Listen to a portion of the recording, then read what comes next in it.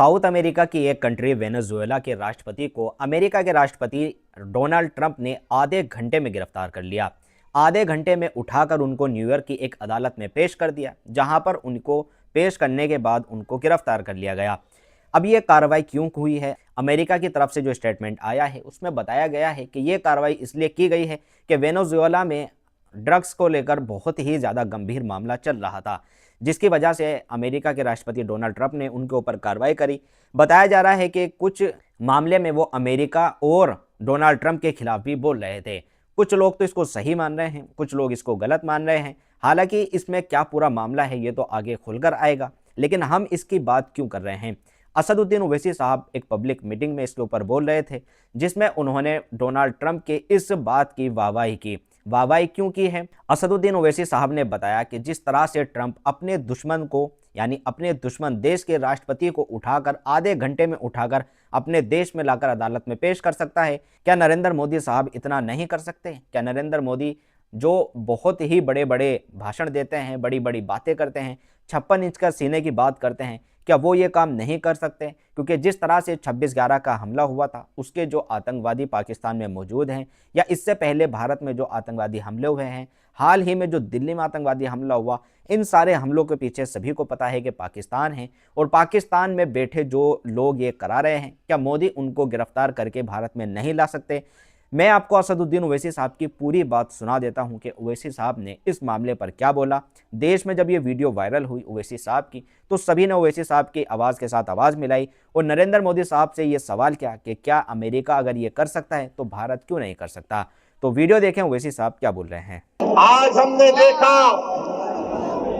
आज हमने देखा कि वेनेजुएला में ट्रंप ने अपनी फौज को भिजाकर वहां के एक जमहूरी तौर पर मुंतखब शुदा सदर को एक मुल्क से, उसी के मुल्क से उठाकर अमेरिका लेकर चले गए। नरेंद्र मोदी जी, अमित शाह, देवेंद्र फडणवीस, जब ट्रंप अपनी फौज को भिजाकर वेनेजुएला से कदमी को उठा सकता है, जब सऊदी अरब यमन में मुखल्ला के पोर्ट पर बमबारी कर सकता है, मोदी जी हम आपको कह रहे हैं, आप पाकिस्तान में भिजाकर जो मुंबई की सड़कों पर साजिश करने वाले 9/11 के जालिम लोग हैं, चाहे वो मसूद अजहर हो या फिर लश्कर तैयबा का वो जालिम शैतान हो, मोदी जी 56 इंच का सीना है तो भिजा कर उठाकर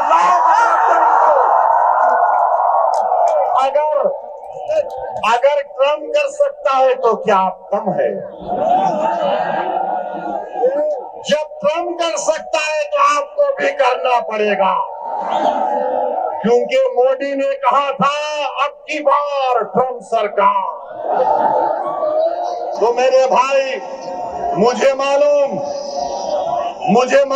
कि आज के इस भाषण के बाद टीवी चैनल के लोग मसरूफ हो जाएंगे। ओवैसी का एक और भड़काऊ भाषण। अरे जालिमों सुनो, किसी शायर ने अच्छा कहा था कि तुम्हारी सोच के सांचे में ढल नहीं सकता, तुम्हारी सोच के सांचे में ढल नहीं सकता, जबान काट लो लहजा बदल नहीं सकता, जबान काट लो लहजा बदल नहीं सकता। और सुनो नरेंद्र मोदी, देवेंद्र फडणवीस और अखिलेश यादव, मुझे भी मोम का समझ रहे हो क्या? तुम क्या अबू आसिम साहब की तरह मुझे भी मोम का समझ रहे हो क्या? तुम्हारी लौ से ये लोहा पिघल नहीं सकता।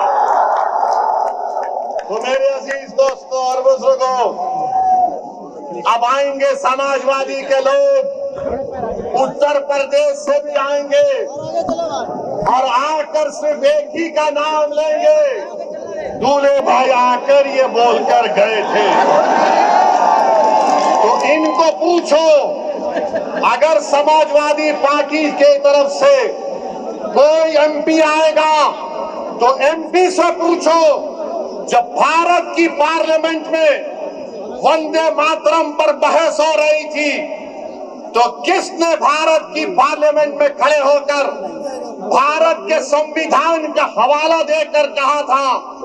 मैंने कहा था कि भारत का जो आईन है, प्रियम्बल है, वो शुरू होता वी द पीपल के नाम से, भारत माता के नाम से शुरू नहीं होता। वो किसने भारत की पार्लियामेंट में खड़े होकर कहा था कि भारत का जो संविधान का आईन का प्रियम्बल है वो क्या कहता है? जिस वक्त संविधान को अपना रहे थे 24 जनवरी 1950 को, तो क्या कहा था? Liberty of thought, expression, belief, faith and worship कहा था हमने। और ये समाजवादी पार्टी के जितने एमपी खड़े होकर कह रहे थे, मैंने खड़े होकर कहा हम इस मुल्क के लिए अपनी जानों को कुर्बान करते और करते रहेंगे। मगर हमने कहा कि हम सिर्फ अल्लाह की इबादत करने वाले हैं। हम अपनी माँ से बेइंतहा मोहब्बत करते। मेरी माँ खुदा नहीं है, मेरा खुदा वो है जो जमीन और आसमान का खालिक है।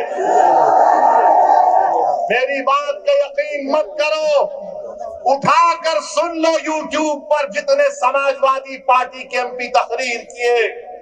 मैंने कहा था इय्याका नाबुदु व इय्याका नस्तईन। तुमने क्या कहा था बताओ? भारत का संविधान मुझे इस बात की इजाजत देता है।